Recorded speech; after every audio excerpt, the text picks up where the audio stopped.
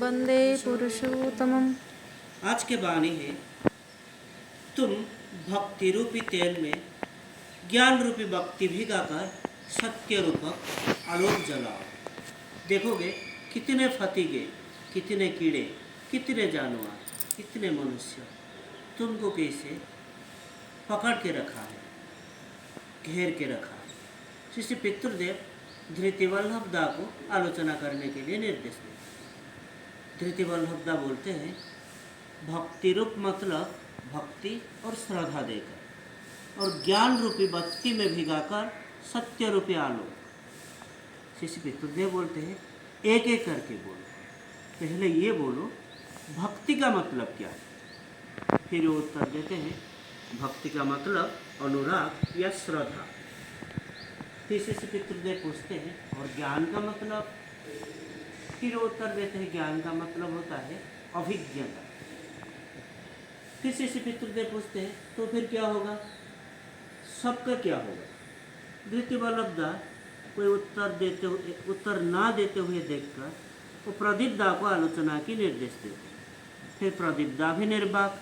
फिर उनको नीरव देखकर नीरदा सुंदरी को ये आदेश देते। नीरदा सुंदरी माँ फिर से वाणी को पाठ करते।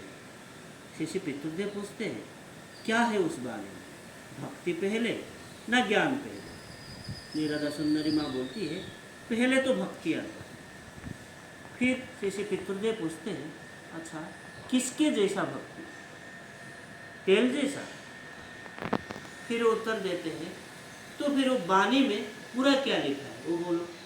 फिर नीरदा सुंदरी माँ भी उत्तर ना देते हुए देखकर फिर वही प्रश्न शुभा माँ को पूछते हैं। शुभा माँ बोलती है, यह ठाकुर भक्ति के साथ तेल की तुलना की है। ठाकुर बोले हैं, तुम्हारे अंदर अगर भक्ति नहीं रहता तो ज्ञान भी नहीं आ सकता। श्री पितृदेव पूछते हैं, तो फिर भक्ति होने से ज्ञान भी होता है। फिर वो उत्तर देते हैं, जी आज्ञा। फिर वो पूछते, फिर उसके बाद। फिर वो उत्तर देते हैं, भक्ति और ज्ञान देकर इष्ट के सेवा करना होगा। फिर श्री पितृदेव बोलते हैं, हाँ, भक्ति के चर्चा करने से क्रमागति से या क्रम में ज्ञान होता है। फिर उसके बाद ज्ञान और भक्ति देके सत्य को हम जान पाएंगे, वही है ना। फिर बोलते हैं, जी आगे। फिर वो पूछते हैं, तब क्या होगा। तब वो सत्य देख के अच्छा बुरा कितने मनुष्य तुम्हारे निकट आएंगे। तो फिर क्या हुआ, वो सबको मिला के बोलो। फिर सुभा माँ बोलती है, मेरे अगर भक्ति नहीं रहता है तो ज्ञान अर्जन नहीं कर पाऊंगी, और जब भक्ति ज्ञान दोनों ही रहता है तब सत्य रूपी चिला खुद पे खुद जल उठेगा। श्री पितृदेव बोलते हैं, हाँ, भक्ति अगर रहता है तो उनके ये इष्ट के सेवा करके ज्ञान आएगा, और भक्ति रूपी तेल में ज्ञान रूपी बत्ती भीग जाएगा, तो यहाँ सत्य रूपी आलोक जल उठेगा। और कीड़े मकोड़े जैसे आलोक को देख के वहाँ जमा होते हैं, वहाँ आके मिलते हैं, उस तरह मनुष्य भी आते हैं।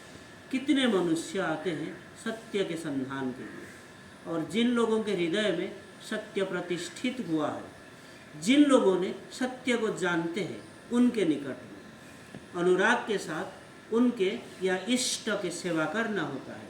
अनुराग के साथ उनके सेवा कर करके हम अभिज्ञता होता है, तब ज्ञान भी होता है। और जितना ज़्यादा निष्ठा के साथ उनके सेवा किया जाता है, ज्ञान भी उतना निखून होता है। और ये कर करके हमारे अंदर की जो अहंकार वो दूर होता है, और इष्ट मेरे अंदर उज्ज्वल या प्रतिभात हो उठते हैं। मैं उनके दिन सेवक ये भाव आ जाता है, तब सत्य उद्घाटित होता है।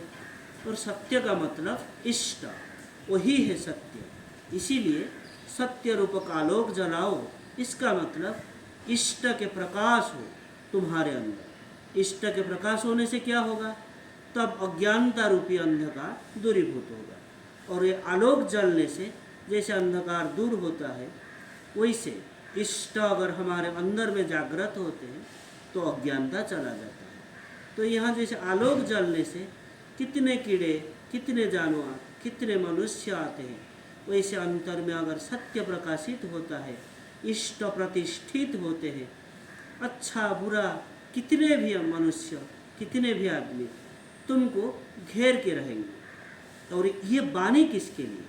मेरे लिए।